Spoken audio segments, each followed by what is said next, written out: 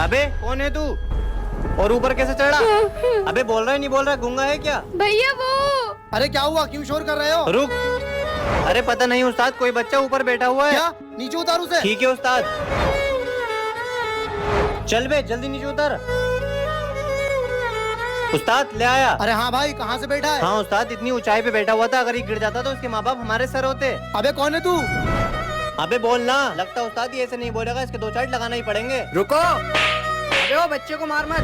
बेटा मुझे बता क्या हुआ? भैया मैं गाँव जा रहा हूँ और मैं अपनी दादी को लेने आया हूँ। तुझे पता है रामपुर शहर है, ये अपने घर वालों से बोलकर आया है। नहीं नहीं भैया, मेरे घर वालों को पता नहीं है और मैं उनसे छुप कर आया हूँ। मेरे पापा और चाचा दादी को मिलकर बहुत मारते थे और रामपुर शहर में लाकर छोड़ दिया। और मेरी दादी मुझसे बहुत प्यार करती थी, मुझे उनके बगैर नहीं रह जा रहा है, इसलिए मैं उन्हें ढूंढ कर घर लेके जाऊंगा। बेटा तू रो मत, हम सब मिलकर तेरी दादी को जरूर ढूंढेंगे।